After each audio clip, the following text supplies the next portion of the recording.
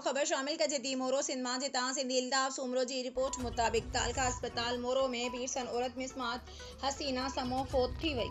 Photo औरत के वारसन अशरफ समो, माशूक समो ऐं अदनान समो इल्ज़ाम आणंदे चयो त असांजी अमड़ खे तबियत ख़राब हुजण सबब तालका अस्पताल मोरो आंदो, जिते ग़लत इंजेक्शन लगण सबब अमड़ के जिस्म ते कारा दाग थी विया ऐं असां इलाज सही न हुजण जूं दाहूं कयूं पर असांजी अमड़ फोत थी वई। हिननि बस वारनि खां मुतालबो कयो त तालका अस्पताल मोरो जी ग़फ़लत कंदड़ अमले ख़िलाफ़ कानूनी कार्रवाई करे असां सां इंसाफ़ कयो वञे, न त ॿी सूरत में क़ौमी शाइरा बंदि कयो वेंदो।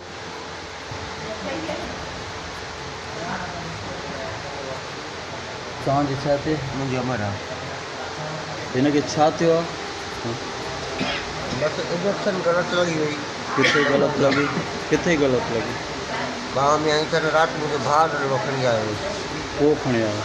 पोइ डॉक्टर कोन, डॉक्टर खे सॾु करे चयो, डॉक्टर खे सॾु करे चयो, डॉक्टर अचे थो या वेठो आहे चांहि बि थो पए 5 मिंट, सिर्फ़ु हिकिड़ो कंपाउंडर, सॼी मुकमल इस्पताल में हिकिड़ो कंपाउंडर, डॉक्टर पंहिंजे मर्ज़ीअ सां को बि कोन्हे आहे। हिन महिल ताईं तव्हां रुॻी ॾेखारियो त हिकिड़ो रुॻी कंपाउंडर हिन इस्पताल में हुजे। नालो छा आहे? हीअ छा थिए तव्हांजो? डॉक्टर जी का अचे ख़बर पए न त कहिड़ो डॉक्टर। न, तव्हांजो नालो छा आहे? मुंहिंजो नालो दीदार अली आहे। हे छा थिए तव्हांजी? मुंहिंजी अमर आहे। तव्हां कहिड़ा ज़ात जा? समाए। किथे वेठा आहियो? बांदी रोड ते, मोरे शहर में? जी जी।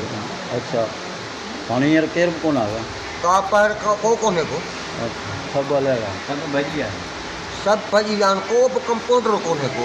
तव्हां रुॻी हिकिड़ी हिकिड़ी करे चेक करो, रुॻी टोटल 15-20 ड्रम गैस जा पिया आहिनि। रुॻी तव्हां चालू करे ॾिसो त का गैस आहे, का दवा आहे, चालू कयो। ऑक्सीजन कान्हे, ऑक्सीजन कान्हे। हीउ सरकारी अस्पताल आहे। हिन में कंहिं में बि गैस न आहे? कंहिंमें बि कोन्हे को।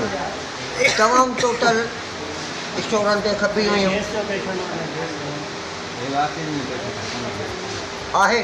पाण आहे हिन में आहे, कंहिंमें बि कोन, लाइन त हिकिड़ी आहे। ईअं पिया मरीज़ बस छॾियो? बसि को मसइलो, को पुछण वारो ई केरु कोन्हे हिननि खां त को केरु चाक आहे या केरु न आहे।